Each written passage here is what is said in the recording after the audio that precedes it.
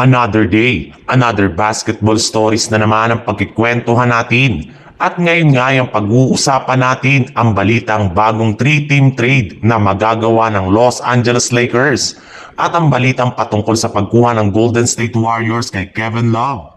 Bagamat man nga mga prioridad ng Los Angeles Lakers na makakuha ng mga magagaling na unrestricted free agent ngayong offseason, ay hindi pa rin naman nga nila sinasarado ang posibilidad na gumawa sila ng isang malaking trade sa mga susunod na linggo. Yes, ibinulgar na nga ng isang NBA insider na willing pa rin nga si Pelinka na kumuha ng mga superstars sa loob ng trade market na ipangtatandem nila kay LeBron James at Luka Doncic. In fact, handa na nga ang kanilang front office na i-trade ng ilan sa kanilang mga players kagaya na lang nina Jared Vanderbilt, Dalton Kenney, Gabe Vincent at maging si Rui Hachimura. Sa katunayan, napabilang na nga ang mga players na ito sa lumabas pa lang na 3-team trade scenario kasama ang mga kupunan ng Golden State Warriors at Brooklyn Nets.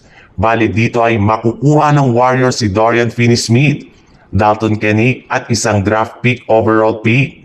Masusungkit naman dito ng Brooklyn Nets sina Rui Hachimura, Jared Vanderbilt at isang first round pick habang ang Lakers naman ay makukuha sina Nick Claxton at Jonathan Kuminga. Sa ibang balita naman, para nga sa inyong kaalaman, meron nga po ngayon ng Golden State Warriors na 5 players na inaasahang mawawala at aalis sa kanilang team kagaya na lang ni Gary Payton II, Kevin Looney at Pat Spencer, Kevin Knox at maging si Jonathan Kuminga.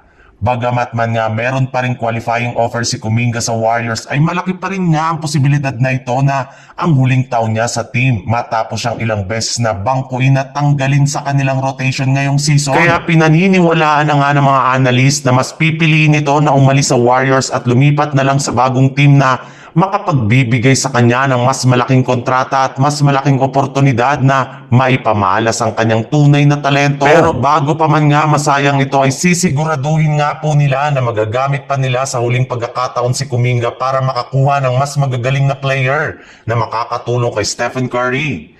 At isa nga sa mga target nilang makuha ngayon ay si Kevin Love mula sa Miami Heat. Maaari nga nila ito na magamit bilang kanilang small ball center kung gusto talaga nila na mapabilis ang kanilang opensa at depensa.